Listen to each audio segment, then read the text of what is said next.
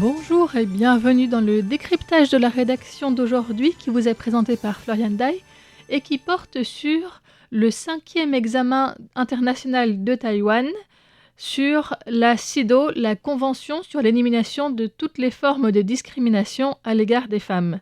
Taïwan soumet volontairement des rapports à ce sujet depuis 2009 et depuis l'entrée en vigueur de sa loi de mise en œuvre en 2011, un comité d'experts internationaux vient examiner ces rapports tous les 4 ans.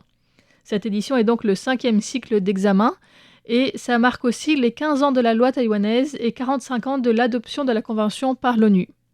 Cette année, le comité d'examen était composé de 5 expertes.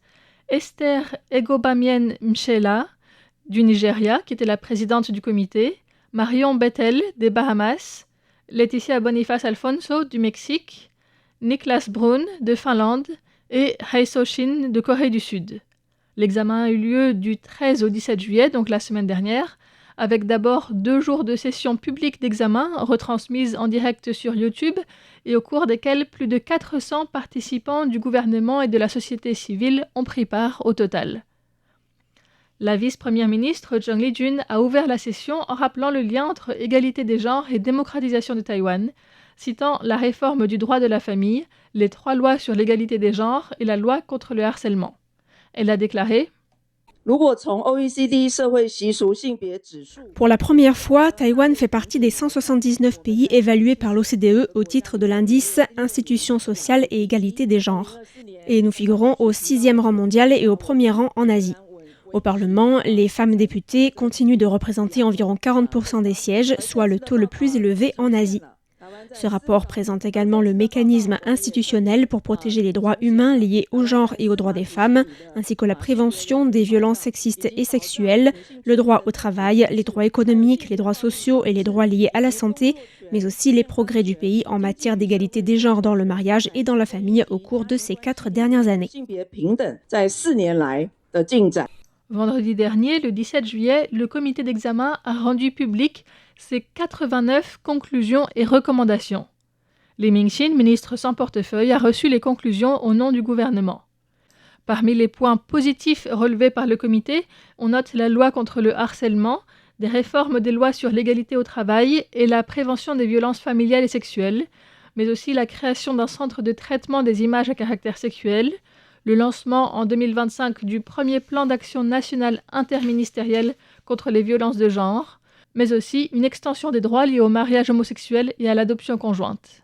Ensuite, parmi les points de vigilance et les recommandations principales de ce rapport, le comité d'experts suggère une loi antidiscrimination globale à élever au niveau constitutionnel en intégrant la définition de la CIDO de la discrimination.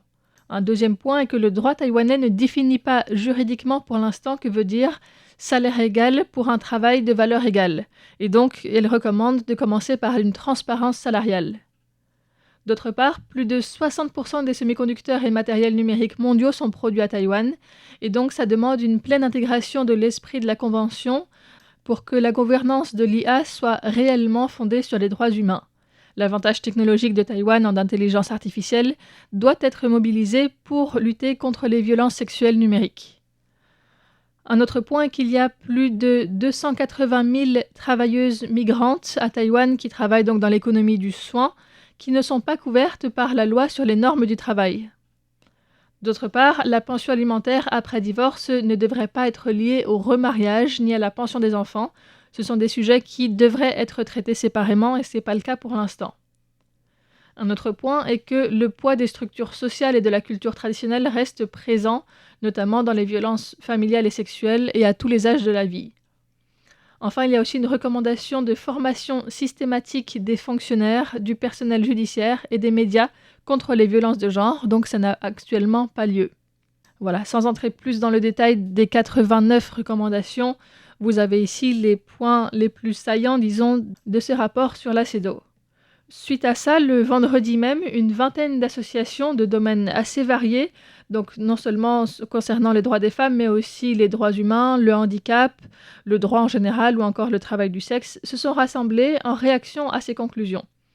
Ces organisations ont tenu une conférence de presse dont voici plusieurs interventions qui ont été recensées à travers plusieurs médias que j'ai essayé de compiler.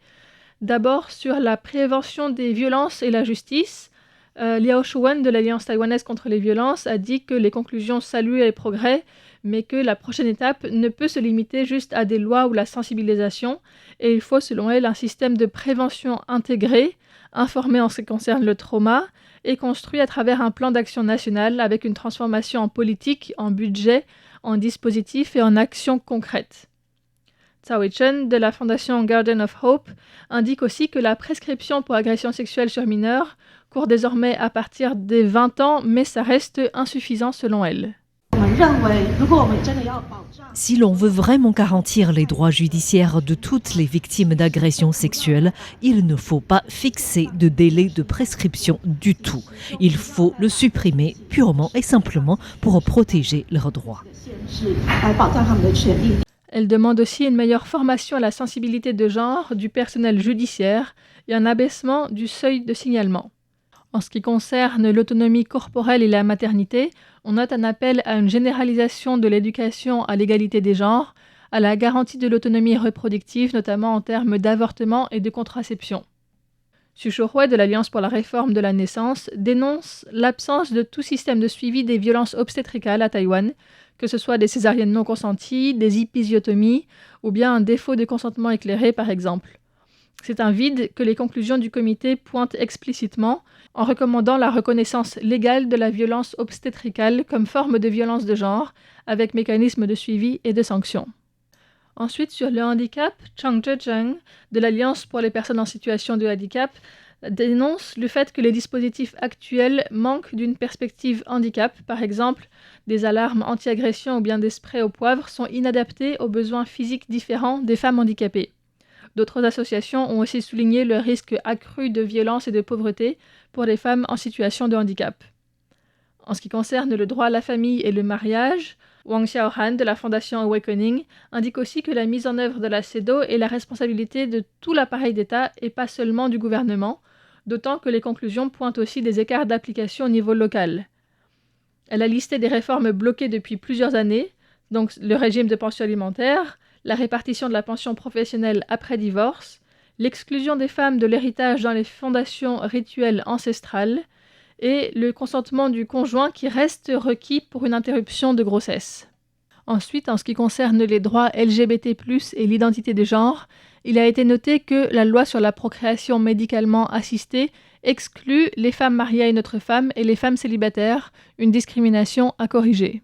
Les Lingwei du collectif d'activisme non-binaire souhaitent aussi un assouplissement futur du système binaire homme-femme.